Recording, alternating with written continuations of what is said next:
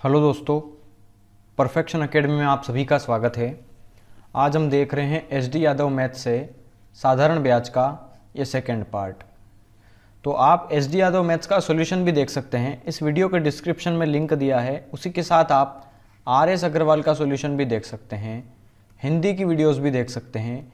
ये सभी प्रकार की और भी बहुत सारी वीडियोज़ हैं जो आप परफेक्शन एकेडमी की प्लेलिस्ट में जा कर के लाइन बाय लाइन जो चैप्टर आपको देखना है उसकी वीडियोस आप देख सकते हैं। या फिर आप पर्टिकुलर किसी चैप्टर को ढूंढना चाहते हैं, मान लो आर एस अग्रवाल का आपको चाहिए मेंसुरेशन, तो मेंसुरेशन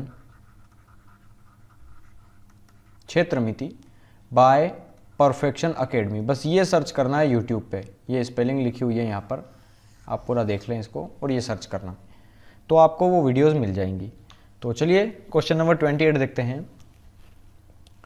500 रुपये का 2 वर्षों के 2 विभिन्न बैंकों से प्राप्त ब्याज का जो अंतर है वो ₹2.5 है, तो उनकी ब्याज दरों का अंतर कितना होगा।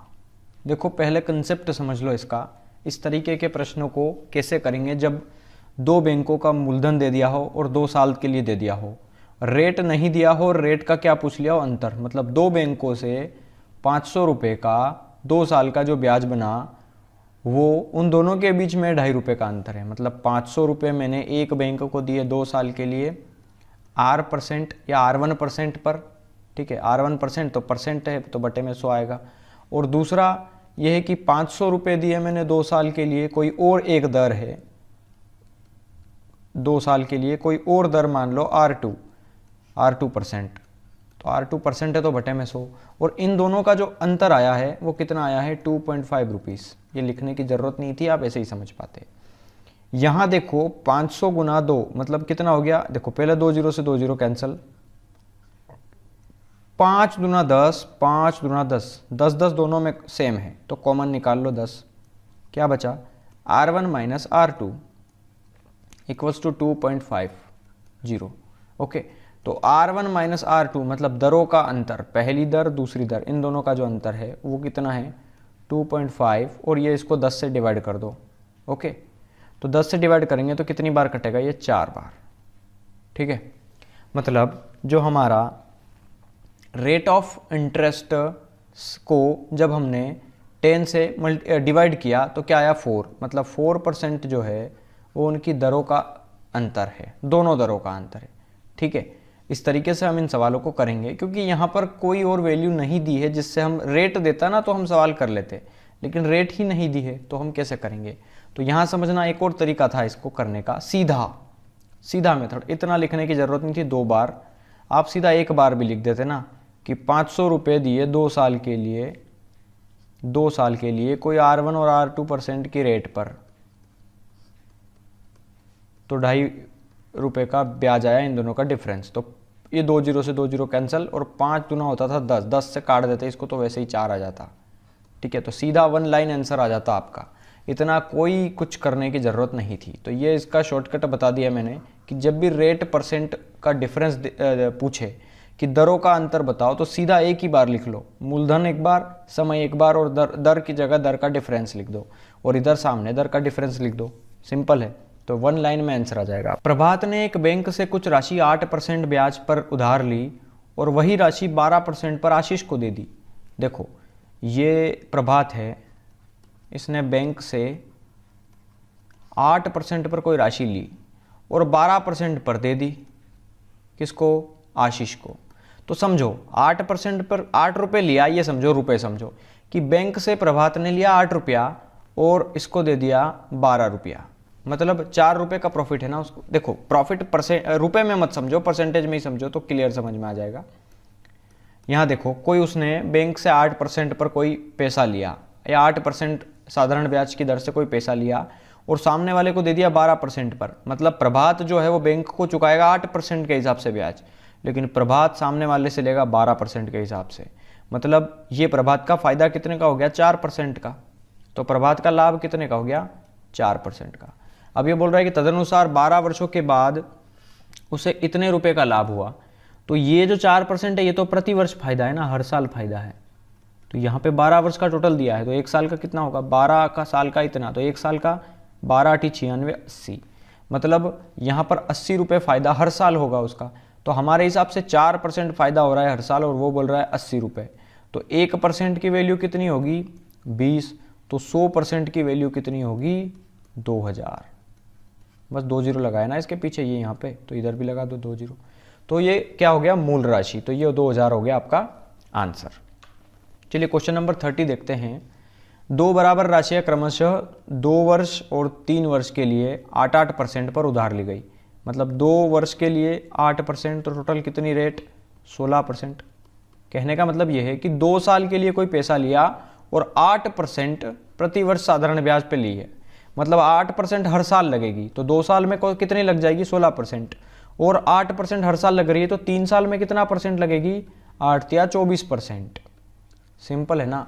या फिर आप इन दोनों का देख लो समयांतर, समयांतर कितने का है 3 और 2 का 1 का, तो उस 1 का मल्टीप्लाइज 8% में कर दो, ऐसे भी कर सकते हैं इस सवाल को, ठीक है।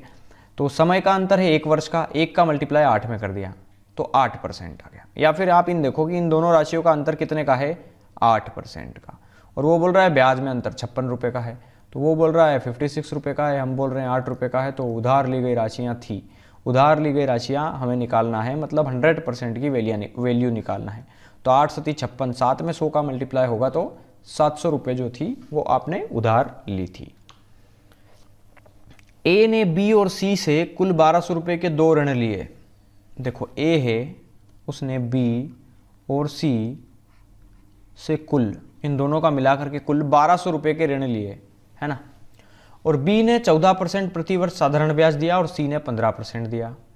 मतलब ए ने बी और सी से पैसा लिया है, इस ए ने लिया है बी और सी से, और बी जो है, बी ने 14% प्रति वर्ष साधारण ब्याज दिया, है ना।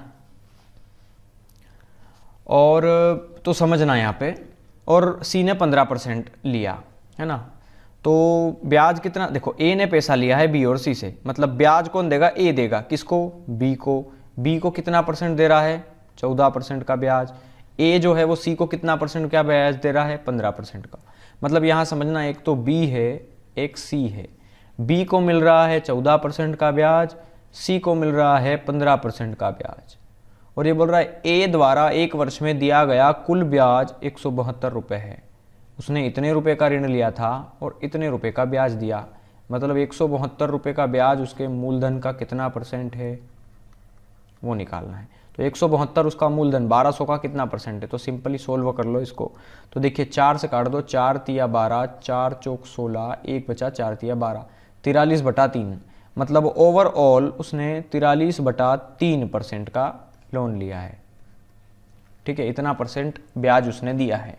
तो इसको घटा करके यहाँ लिख दो, इसको यहाँ लिख दो, 15 तिया 45, 45 माइनस 43, तो 45 में से 43 गया तो 2 बचा, 2/3, ओके।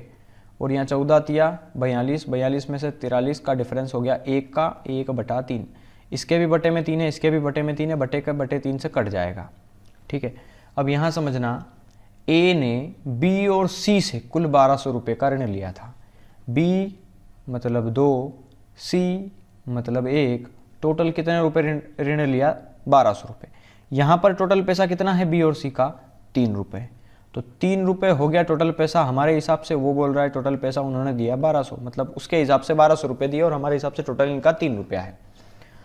तो यहाँ समझना, यहाँ पर ये बोल रहा है कि ए ने लिए थे, अब ए ने कितने रुपए लिए थे, तो यहाँ पे दिया है सी से 800, सी से 625, बी से 400 या बी से 800, तो ये तो हम वैल्यूज़ निकालेंगे तब पता चलेगा।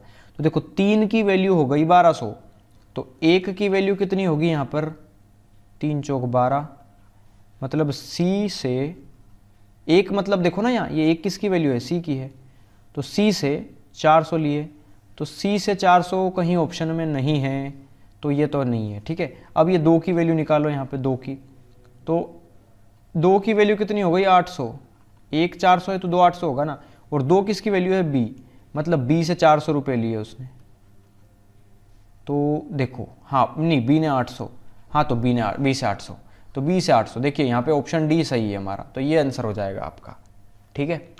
चलिए क्वेश्चन नंबर 32 देखते हैं।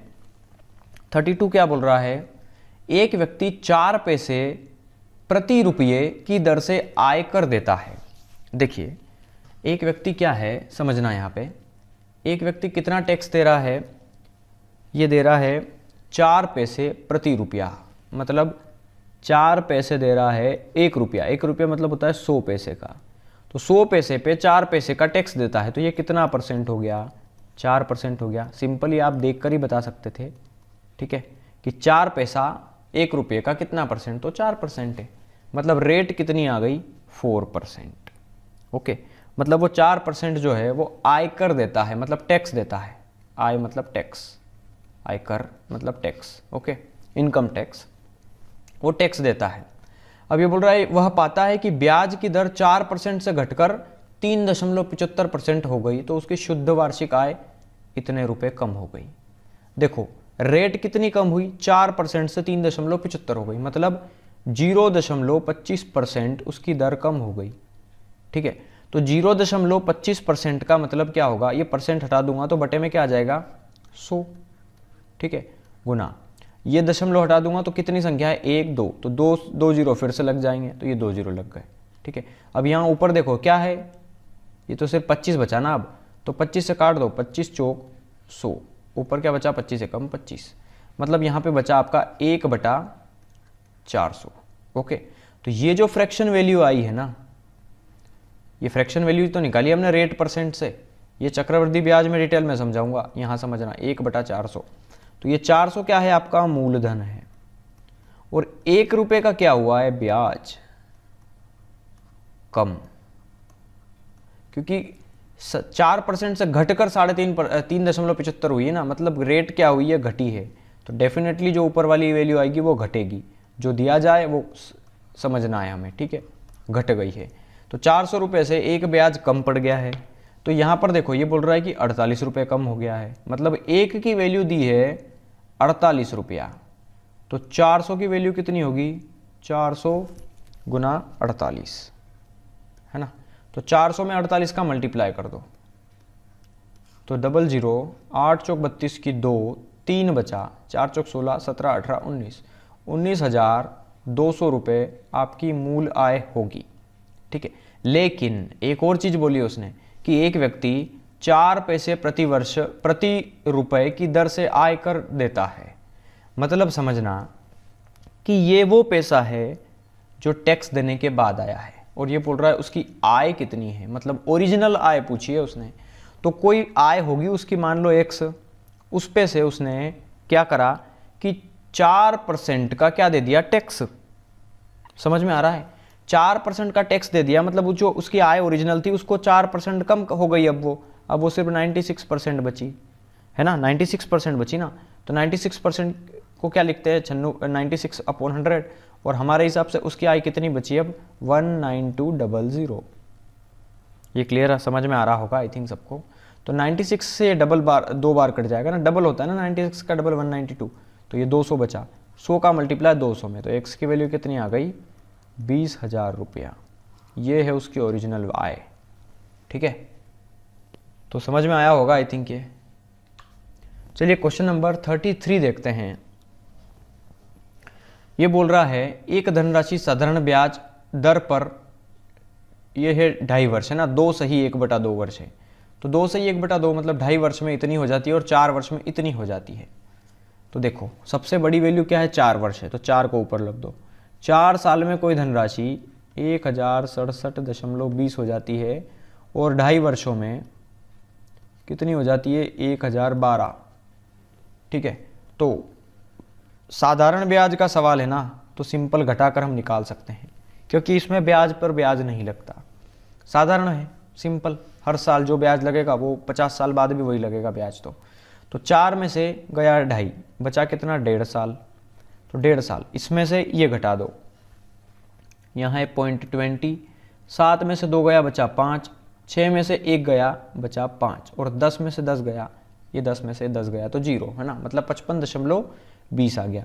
तो 1.5 की वैल्यू ये है, तो 1 की वैल्यू कितनी होगी, आप 1.5 से इसको काट दो, तो 15 तिया 45, देखो यहाँ पर ये 0 लगा दूँ मैं पीछे, कोई फर्क नहीं पड़ता, पीछे कितने भी 0 लगा दो, तो दो संख्या के बाद दशमलव है, यहाँ भी दो संख्या के बाद दशमलव, दशमलव से दशमलव कट गया, इस जीरो से ये जीरो कट गया, कितना बचा 15।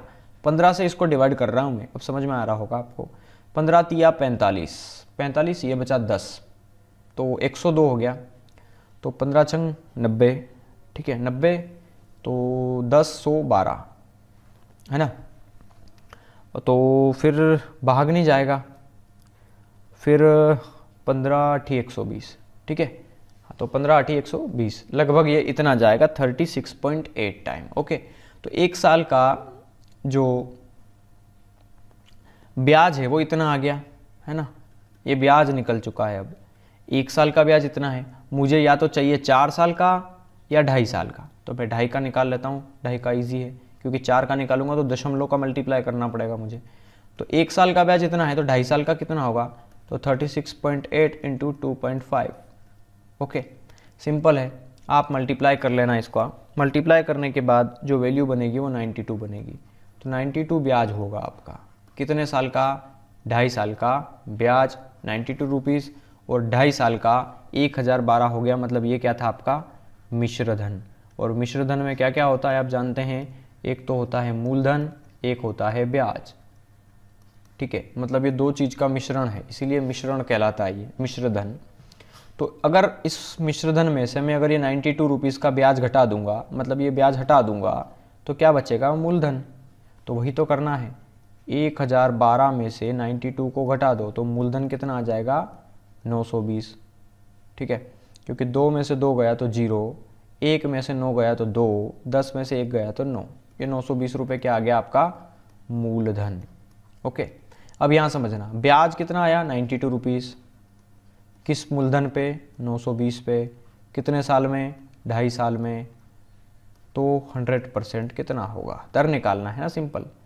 देखो 0 से 0 कट गया, 92 से 92 कट गया, और 2.5 का कितनी बार मल्टीप्लाई करूँ कि 10 आ जाए, तो 2.5 चौक 10 होता है ना, 2.54 जा, है ना। ये दशमलव हटाऊंगा तो यहाँ 100 हो जाएगा, तो 25 चौक 100 ऐसा समझ लो। तो 4% रेट होगी आपकी यहाँ पे, ये हो गया आपका आंसर। चलिए मैं एक सवाल और करवाऊंगा, फिर एक जैसे सवाल हैं। कई लोग कमेंट भी करते हैं कि सर एक टाइप के 2 या 3 सवाल करवाया करिए ताकि टाइम वेस्ट ना हो, तो हम ऐसा ही करेंगे। देखिए 2 साल में कोई राशि इतनी हो जाती है, 8 साल में इतनी हो जाती है, तो 8 साल में कितनी हो जा रही है, 12,600 रुपये, और 2 साल में कितनी हो जा रही है, 8,400 रुपये, ठीक है। 8,400 रुपये ये जो है वो कितने 2 साल में हो जा रही है। अब यहाँ समझना, 8 में से गया 2 तो बचा कितना, 6, मतलब 6 साल में कितनी हो गई ये निकालना है। तो देखो ये 200 बचा, 600 में से 400 गया, 12 में से 8 गया तो ये 4 बचा, 6 साल में इतनी, तो 1 साल में कितनी, 6 तो 42, 700 रुपये। अब ये 700 जो आया है ना वो ब्याज आया है ना, 1 साल का ब्याज 700 रुपये, तो मैं चाहूँ तो 2 साल का निकाल लेता हूँ। तो 2 साल का ब्याज कितना होगा, 1400 रुपये, ठीक है।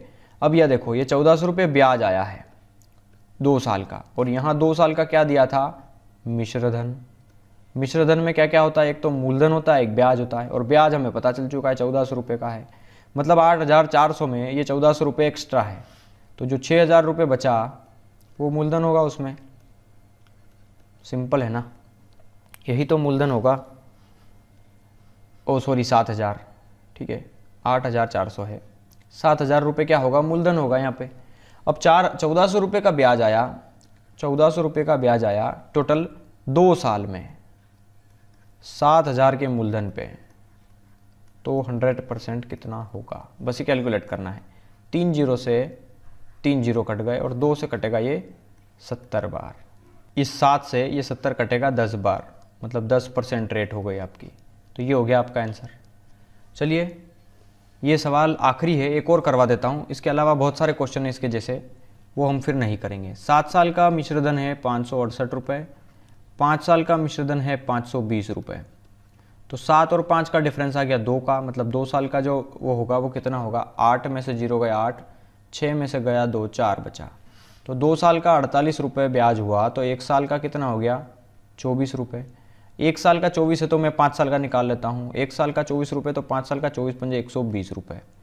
मतलब 520 में 120, मतलब 5 साल सेम है ना, तो 520 मिश्र धन में से 120 ये है, तो मतलब 400 रुपये क्या है, मूलधन है।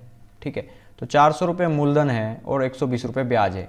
तो 120 रुपये ब्याज आया 400 रुपये पे, और वो भी कितने साल में, 5 साल में।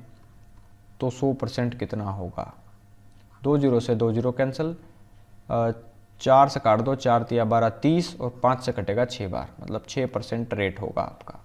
ठीक है, तो चलिए देखिए यहाँ पर क्वेश्चन नंबर 36 बिल्कुल सेम है, ये आप कर सकते हैं। क्वेश्चन नंबर 37 तो रिपीट हो चुका है, देखिए यहाँ पे रिपीटेड क्वेश्चन नंबर 33।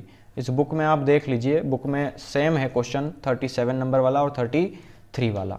चलिए 38 जो है वो हम कर चुके हैं ऑलरेडी। देखिए ये भी क्वेश्चन सेम है ना, यहाँ 3.5 वर्ष का दिया है 873 रुपये, यहाँ 2 वर्ष का दिया है, आपको घटा के 1.5 वर्ष का निकाल लो आप यहाँ पे।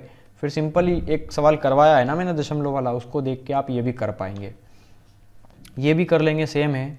ये भी 2 वर्षों का इतना है, 5 वर्षों का इतना है, तो रकम है।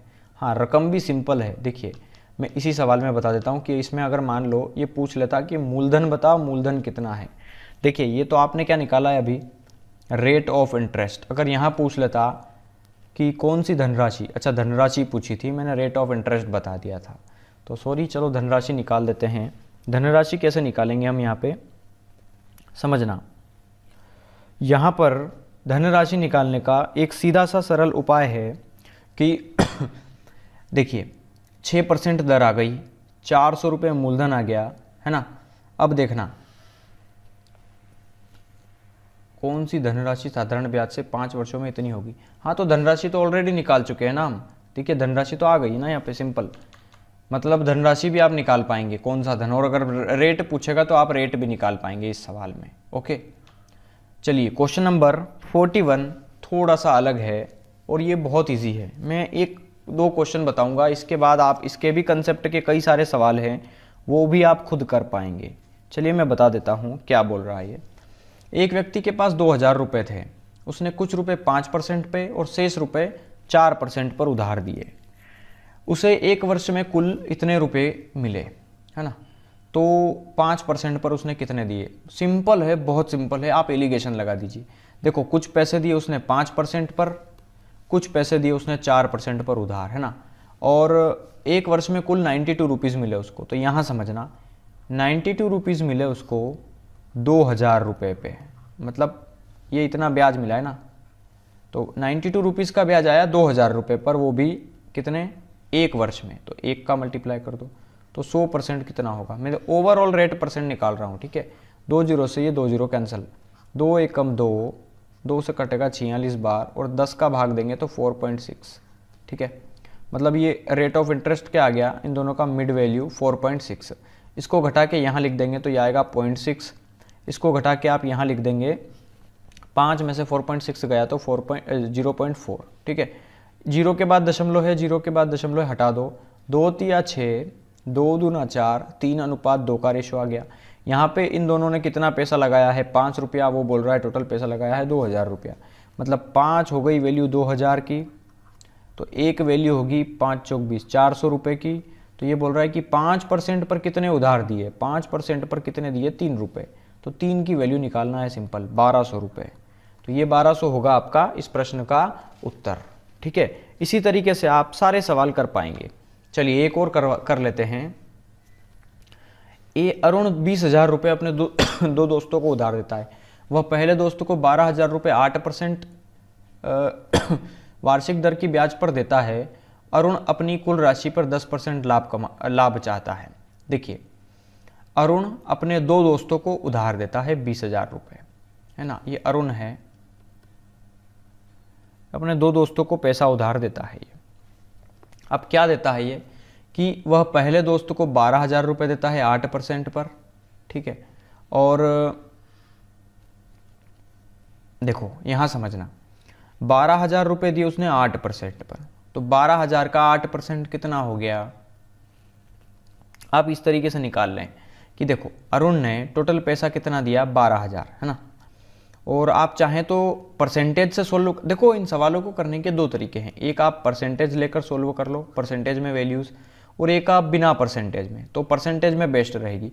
अरुण के 2 दोस्त थे, एक ये वाला एक ये वाला, इसको उसने दिया 8% पर 12,000 रुपया, है ना, और अगले वाले को पता नहीं किस परसेंट पर दिया, और इसको कुल राशि पर 10% का लाभ चाहिए, ठीक है। तो और हाँ 12,000 रुपये इसने दे दिए 20,000 में से, तो बचे कितने 8,000 जो कि इसको मिले होंगे ना। सिंपल है ना ये तो।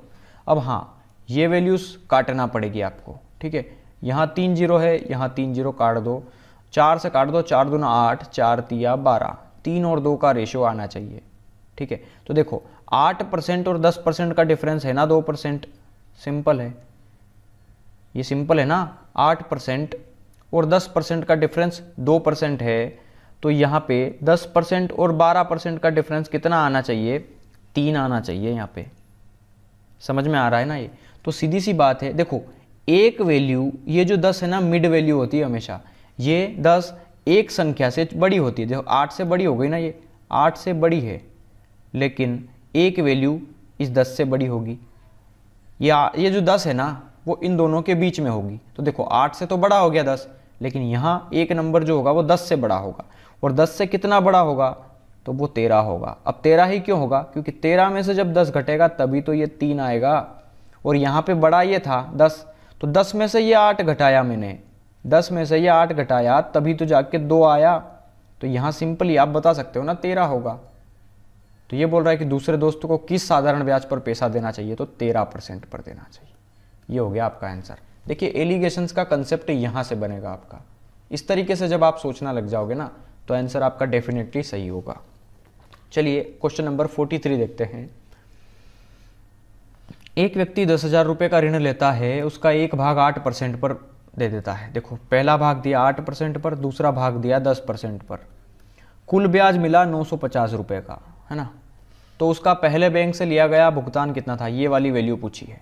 तो यहाँ समझना 950 रुपये का वार्षिक ब्याज आया उसका, कितने पे, 10,000 रुपये पे, तो 100% कितना होगा, ये 3 जीरो से ये 3 जीरो कट गए, ये 10 का भाग देंगे तो ये कितना आएगा 9.5। तो ये बीच की वैल्यू आ गई। देखो 9.5 इस 10 से छोटा है, लेकिन 9.5 इस 8 से बड़ा है। ये समझ में आ गया ना। तो इन दोनों का डिफरेंस कितना होगा, 9.5 में से गया 8 तो बचेगा 1.5, और 10 में से गया 9.5 तो बचेगा 0.5, ठीक है। ये दशमलव से दशमलव कट गया, 5 एकम 5, 5 तिया 15, 1:3 का रेशो आ गया। यहाँ पर टोटल पैसा है 3 और 1 4, ये 4 हो गया, और वहाँ पर टोटल पैसा कितना है 10,000। एक किसकी वैल्यू होगी, 2500 की। सिंपल है ना, ओके। तो एक वैल्यू होगी 2500 की। तो ये बोल रहा है पहले बैंक से कितना ऋण लिया, पहले बैंक से लिया 1 रुपया, और एक की वैल्यू ऑलरेडी 2500 आ चुकी है। तो इसका तो आंसर ही क्या हो गया, 2500 रुपये। क्वेश्चन नंबर 44 देखते हैं। प्रकाश रुपये 20,000 में से कुछ राशि 8% के साधारण ब्याज पर और शेष राशि 3/4% के साधारण ब्याज पर उधार देता है। एक वर्ष के बाद कुल 800 रुपये की आय होती है, तो 8% पर दी गई राशि ज्ञात कीजिए, ठीक है। तो मैं एक चीज़ बता दूं, इस क्वेश्चन में एक छोटी सी मिस्टेक है, आप इसको ज़रूर सुधार लें, ठीक है।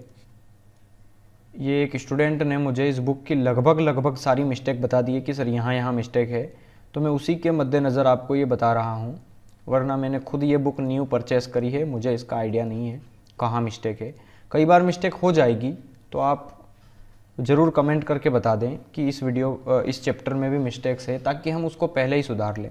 क्योंकि अगर यहाँ 8% की जगह 9% होगा ना, तब भी सवाल तो हो जाएगा, लेकिन आंसर अलग आएगा, बस कुछ नहीं, तरीका गलत नहीं होगा, ठीक है। जो यहाँ पर ऑप्शन आपको दिखेगा ना क्वेश्चन, उसके अनुसार आंसर आएगा, बस फ़र्क ये पड़ता है, चेंज नहीं होगा सवाल, ठीक है। तो यहाँ 3/4 नहीं है, यहाँ 4/3 दिया है, ठीक है बुक में, तो आपको बस ये पता होना चाहिए। तो चलिए हम इसको करते हैं। ये बोल रहा है 20,000 में से कुछ राशि 8% के ब्याज पर दी और शेष राशि 4/3% पे दी। तो कुछ राशि 8% पर उसने दिया ऋण, ठीक है, उधार दिया, और कुछ राशि दी उसने 4/3% पर, और एक वर्ष के बाद उसको 800 रुपये की आय होती है। तो 800 रुपये की आय हुई टोटल 20,000 पे, तो कितना परसेंट हो गया 800 रुपये, तो 2 जीरो से 2 जीरो कैंसिल, इन 2 जीरो से ये 2 जीरो कैंसिल, 2 से कटेगा 8 4 बार, मतलब 4%। तो इनका जो डिफरेंस आ गया ओवरऑल वो कितने का आ गया, 4 का। यहाँ घटा के यहाँ लिख दो, तो 8 में से गया 4 तो बचा 4, और यहाँ पे देखो इन दोनों को घटाएंगे अब, तो 4 में से गया 4/3, तो 3 चौक 12, 12 माइनस 4 8, 8/3। ठीक है, तो देखिए यहाँ पर रेशो है, 3 का मल्टीप्लाई हो जाएगा 12 में, और 4 के बटे में कुछ नहीं तो 1, 1 का मल्टीप्लाई हो जाएगा 8 में, तो 8 एकम 8 और रेशो 4 तिया 12, 4 से काट दो, 4 दूना 8, 4 तिया 12, 2:3 का रेशो आ गया। 2 और 3 कुल पैसा कितना हो गया यहाँ पे 5 रुपये, वो बोल रहा है कुल पैसा है 20,000 रुपये। 5 चौक 20, 4,000 रुपये किसकी वैल्यू हो गई, 1 की। हमें चाहिए 8% पर दी गई राशि, मतलब हमें 2 की वैल्यू चाहिए, तो 1 अगर 4,000 है तो 2 होगा 8,000 रुपये। ठीक है, तो 2 होगा 8,000 रुपये, तो ये हो जाएगा आपका आंसर। इस बुक में छोटी सी मिस्टेक है, मिसप्रिंट है, वो आप ज़रूर सुधार लें। तो देखिए क्वेश्चन नंबर 45 भी आप कर लेंगे, ये तो सिंपल दे दिया, 1/8 दिया है, 1/10 दिया है, 1/9.2 दिया है, घटा करके जो भी वैल्यू आए रेशो उसको आप 10,000 के बराबर रख दो और सोल्व कर लो। दोनों भाग पूछे हैं तो दोनों भाग निकाल लेना। 46 भी सेम क्वेश्चन है, देखिए ये भी आप निकाल सकते हैं ना, 5%। हाँ, यहाँ पर एक चीज़ समझना, देखो एक चलो करवा देता हूँ, 1550 रुपये की एक धनराशि आंशिक रूप से 5% और 8% दर से साधारण ब्याज पे लगाई। 1/5%, 1/8%, और 3 वर्षों के ब्याज 300 रुपये है। तो देखो 3 वर्षों का ब्याज 300 रुपये है, तो 1 वर्ष का ब्याज कितना होगा 100 रुपये। हमें वार्षिक ब्याज है ना, क्योंकि ये सारी जो परसेंटेज दी है ना, ये सारी क्या रेट ऑफ परसेंट है, ये वार्षिक है, और हमें 3 वर्ष की नहीं चाहिए, हमें वार्षिक चाहिए। 1 साल का कितना है, तो 1 साल देखो 3 साल का ब्याज 300 रुपये, तो 1 साल का ब्याज 1,000 रुपये, किस पे 1550 पे, तो 100% कितना होगा, बस ये सिंपल ही सोल्व करना है। 0 से 0 कट गया, 5 तिया 15, 5 एकम 5, 5 दूना 10, तो ये कितना आ गया 200/31। सिंपल है, यहाँ रख देंगे 200/31, इसको सोल्व करके घटा के यहाँ लिखना है बस, और आपको 5% और 8% दोनों पे लगाई गई राशियाँ निकालना है। तो मैं करवा देता हूँ, 8 एकम 8, देखिए मैं बता देता हूँ, 8 में से घटा दो 200/31, तो 31 का मल्टीप्लाई 8 में, तो 8 एकम 8, 8 तिया 24 में से गया 200, तो 248 में से गया 200, तो कितना बचा 48/3। सिंपल है ना। यहाँ देखना 5 एकम 5, 5 तिया 15, 155 200 में से गया, बचा कितना 45/3, 3 से 3 कैंसिल, और हाँ ये 48 है, ये 45 है, आप इसको सोल्व कर लो 3 से। 3 एकम 3, 3 छंग 18, 3 एकम 3, 3 पंजे 15, 16:15। ठीक है, यहाँ पर कुल पूंजी है 16, ये 15, 15 और 15 30 और 1 31, कुल पूंजी 31 है हमारी, वो बोल रहा है 1550 है, तो 1 किसकी वैल्यू होगी, देखो ये 5 गुना है ना, तो 50 की वैल्यू होगी ना। 31 पंजे 155 होता है ना, देखो 1 पंजे 5, 3 पंजे 15। ठीक है, तो 50 की वैल्यू हो गई। ये बोल रहा है 5% और 8% दोनों पे निकालो, मतलब 16 और 15 दोनों की वैल्यू निकालना है। तो 1 की वैल्यू 50 है, तो 16 की वैल्यू कितनी होगी, 16 पंजे 80, 800 रुपये, और 15 की वैल्यू चाहिए तो 15 पंजे 75, 750 रुपये। तो दोनों वैल्यू आ चुकी है, एक 800, एक 750, ये दोनों हो गए आपके आंसर। ठीक है, चलिए क्वेश्चन नंबर 47, ये खुद आप कर लेंगे, बिल्कुल सेम क्वेश्चन है। Question number 48, this is also a similar question, बस यहाँ पे बोला है 4 वर्षों का ब्याज इतना है, तो 4 से डिवाइड कर दो, वार्षिक ब्याज निकाल लो। ठीक है, क्वेश्चन नंबर 49, ये भी सेम दिया है ना, बिल्कुल सेम है, वही क्वेश्चन है। यहाँ पे नितिन ने कुछ धनराशि पहले 3 वर्षों के लिए 6% की दर से उधार ली, अनंतर वह राशि अगले 5 वर्षों के लिए 9% पर ली, और 8 वर्षों के बाद इतने % ब्याज पर रखी, तदनुसार उसने 11 वर्षों के कुल। अच्छा, ये तो बहुत सिंपल सवाल है। देखिए ये बोल रहा है कि उसने कुल कुछ राशि ली 3 साल के लिए 6% पर, फिर बोल रहा है 5 वर्षों के लिए, या फिर ऐसे समझना है, इसको थोड़ा क्लियर समझ में आ जाएगा आपको। ये बोल रहा है 3 साल के लिए ली 6% पर, तो 3 छंग 18% रेट ऑफ इंटरेस्ट हो गया। अब ये बोल रहा है अगले 5 वर्षों के लिए 9% पर, तो 5 वर्षों के लिए 9% पर, तो 5 नम 45%। अब ये बोल रहा है अगले 8 वर्षों के लिए 13% पर। ठीक है, तो ये कितना हो गया 104, 13 104। ठीक है, 104% पर। यदि उसने 11 वर्षों के बाद कुल इतने रुपए दिए, 11 वर्षों के बाद कितने रुपए दिए, 8,160 रुपये। ओके, तो यहाँ समझना टोटल उतने उसने कितने 3 और 5 8, 8 और 8 16 वर्ष, लेकिन यहाँ पर कोई मिस्टेक है, आई थिंक 11 वर्ष नहीं होगा, इस बुक में चेक कर लेता हूँ मैं। देखिए यहाँ पर बुक में मिस्टेक है कहीं ना कहीं, आप बिल्कुल डू नॉट वरी, टेंशन ना लें आप, क्योंकि यहाँ पर एक चीज़ आपको पता चलेगी कि ये जो आप इंटरेस्ट देख रहे हैं ये टोटल कितने वर्ष का है, 3 और 5 8, 8 और 8 16, ये 16 वर्ष का इंटरेस्ट है टोटल। एक और मिस्टेक है इस बुक में, काफ़ी मिस्टेक से भरी हुई बुक है ये, डो नॉट वरी, सारी चीज़ें सही बता रहा हूँ मैं। अभी पता चली एक मिस्टेक, तो यहाँ 8 वर्ष बुक में दिया हुआ है, लेकिन ये क्वेश्चन सेटिस्फाई नहीं होगा, क्योंकि देखिए यहाँ पर मैंने वर्ष लिए हैं, यहाँ पर मैंने दर ली है, तो ये क्या आ गई, कुल वार्षिक दर है ना, कुल वार्षिक दर आ गई ना। तो तीन साल के लिए 6% दर, तो हर साल 6% थी, तो टोटल 3 साल की कितनी हो गई, 3 छंग 18%, 3 साल की कुल दर है ये, है ना। यहाँ 5 साल की 9% थी, तो 45% हो गई टोटल। लेकिन अगर ये यहाँ 8 साल होंगे तो 13 8 104 होगा, और इन सबको जोड़ेंगे तो आंसर अलग आ रहा है। लेकिन बुक में इन तीनों का जो सम है वो 102 दिया है, कि टोटल 102 है। लेकिन 102 कब होगा, जब समझो यहाँ 8 नहीं होगा, ये 8 गलत है, यहाँ पे 3 वर्ष होना चाहिए बुक में, और बुक में 3 वर्ष से ही सोल्व किया है। ठीक है, एक चीज़ और बता दूँ, यहाँ पे 8 वर्ष क्वेश्चन में दिया है, लेकिन उसने 3 वर्ष से सोल्व किया, तो आप बुक में सुधार कर लो, बिल्कुल काफ़ी मिस्टेक है।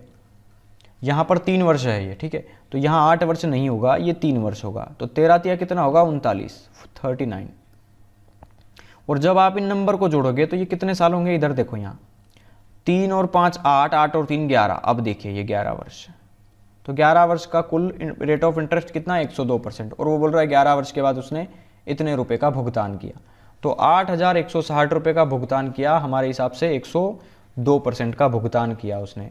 तो क्या पूछ रहा है, उधार ली गई राशि बताइए, तो हमें 100% की वैल्यू निकालना है इसमें सिंपली। ठीक है, तो ये जो है 102 से वो 8 बार कटता है। ठीक है, 816 जो है 102 से 8 बार कटेगा, और ये 0 है, और 100 का मल्टीप्लाई करेंगे तो कितना हो जाएगा, 8,000 रुपया। अब सवाल आपका सही है और आंसर भी बिल्कुल सही है। ठीक है, तो क्वेश्चन में थोड़ी सी यहाँ पे मिस्टेक थी, आप इसको सही कर लें अपनी बुक में। क्वेश्चन नंबर 15, ये भी आप कर सकते हैं। देखो, पहले 2 साल का ब्याज 4% है, तो 2 साल का ब्याज 4% है, तो टोटल कितना आ गया, 8%। अगले 4 वर्षों का ब्याज है 6%, तो 4 छंग कितना आ गया, 24%। अगले 6 वर्षों का है 8%, तो 8 छंग कितना हो गया, 48%। ठीक है, और 9 वर्षों की पूरी अवधि के लिए राशि द्वारा उपचित सरल ब्याज 1120 रुपये है, तो 6 और 4 10, 10 और 2 12 वर्ष। अब देखिए यहाँ पर 12 वर्ष दिया है ये, ओके, और 12 वर्ष का कुल ब्याज कितना हो रहा है, तो यहाँ पे आप इनको सम करेंगे तो यहाँ पर भी एक छोटा सा मिस्टेक है कहीं ना कहीं, 4 2 का है, ठीक है, 6 4 हो गया और 8 6। देखिए फिर से यहाँ पर मिस्टेक है, इसमें सवाल को यहाँ पे 3 वर्ष लेकर सोल्व किया है। देखिए आप बुक में देखेंगे ना तो पता चलेगा, बुक में मैं कुछ नहीं बोल रहा हूँ, ये बुक में ही दिया हुआ है ऑलरेडी। ठीक है, यहाँ पर 6 वर्ष जरूर दिया है बुक में, लेकिन यहाँ पर 3 वर्ष होगा, क्योंकि उसने जो सोल्व किया है ना बुक में वहाँ 3 वर्ष है, तो यहाँ पर ये 6 नहीं है, ये 3 है। ठीक है, तो 4 और 2 6, 6 और 3 कितना हो गया, अब 9 वर्ष। अब क्लियर है ना, 9 वर्ष, और 9 वर्ष का ब्याज वो कितना बोल रहा है, 1120 रुपये है, तो 9 वर्ष का कुल ब्याज इतना है। सॉरी, यहाँ पे आपको इनको जोड़ना पड़ेगा ना रेट ऑफ इंटरेस्ट को, तो 8 या 24 8 चौक 32, इनका सम हो गया 32, और इनका सम हो गया, यहाँ पे देखो अब ये कितना हो गया, 8 या 24%, तो 24 और 32 कितना हो गया, 4 और 2 6, 3 और 2 5, 56%। 9 साल की टोटल रेट कितनी हो गई, 56%, और वो बोल रहा है कि टोटल इतना पैसा है ब्याज, तो 1120 उसके हिसाब से ब्याज है, हमारे हिसाब से 9 साल का ब्याज 56% है, तो 100% कितना होगा, धनराशि निकालना है ना, तो 56 दुना कितना होता है, 112, और ये 20, तो 20 का मल्टीप्लाई 100 में 2000 रुपये होगा आपका मूलधन।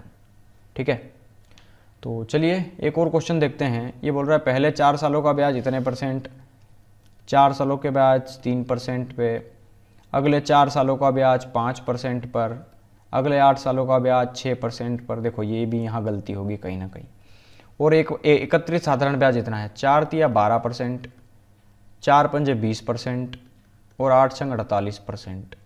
ठीक है, 8 और 8 16, ये यहाँ 16 वर्ष होना चाहिए ना हमें, हमारा टोटल, लेकिन ये बोल रहा है कि यदि कुल 9 वर्षों का, तो यहाँ पर भी एक मिस्टेक है, यहाँ 3 4 का पेयर है, 5 4 का है, लेकिन यहाँ 1 और 6 का है, 1 और 6 का है, मतलब यहाँ पर 1 वर्ष दिया हुआ है।